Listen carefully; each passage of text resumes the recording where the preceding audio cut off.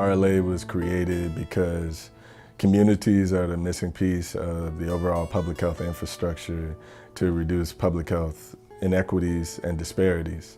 People in neighborhood communities need to be part of the solution, and the RLA provides that opportunity. Ultimately, I just think that it's amazing how we've been able to go from place to place, meet with all these residents, connect with them on a one-on-one basis and really know what they're talking about and have them feel like we are there for them, with them, but more importantly, to get them to be able to do for themselves what they've always wanted to. We knew that we wanted to connect more with adults, and it was a match made in heaven.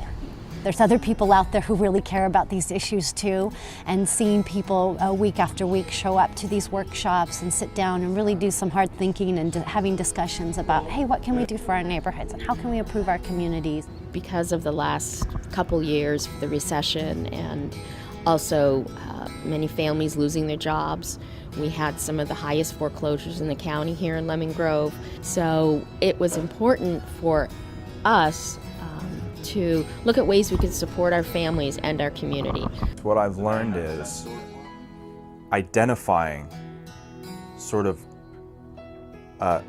successful neighborhoods that have access to healthy food environments or things like that.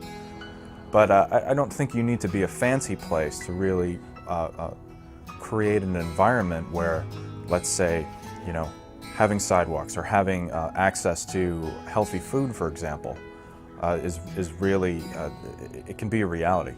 All of the work that we do is around community organizing, necessarily meaning we need to work with residents. So if residents are more informed by a curriculum base that, it was my understanding, is this what was going to be used in the Resident Leadership Academy, that it would further the work that we were doing to get people not only, I think people care about where they live, but give them some tools, if you will, to change things for the better. We developed this training manual which comprises the 10 sessions of the Resident Leadership Academy. Each session is about 2.5 hours in length. Of the 10 sessions, we do a broad orientation to make sure that the environments and the social conditions that people live in matter in people's life trajectory. The second part is community building principles. Sessions 4, 5, 6 literally are evidence-based strategies that look at crime prevention, healthy food systems, leadership advocacy, policy development. So right in that piece of sessions 4 to 7, we're coming through with the best knowledge that we know. And sessions 8, 9, and 10 are really about facilitating the neighborhood self-determination. And being able to see this community that I grew up in, born and raised all my life, but to be able to see it through a different pair of lenses, it was very interesting and it was very motivating. We're brought up in this society thinking that we have choices, but if all those choices are dictated by the environment that we live in, what choices do we really have?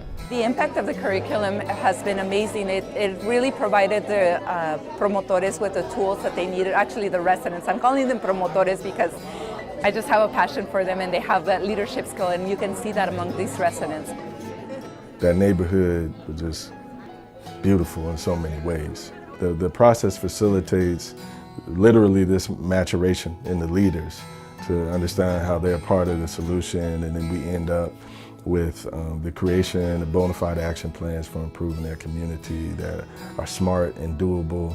I think it's very empowering that we're learning this framework of how we can make change, how we can advocate, how we can prepare ourselves to make a difference.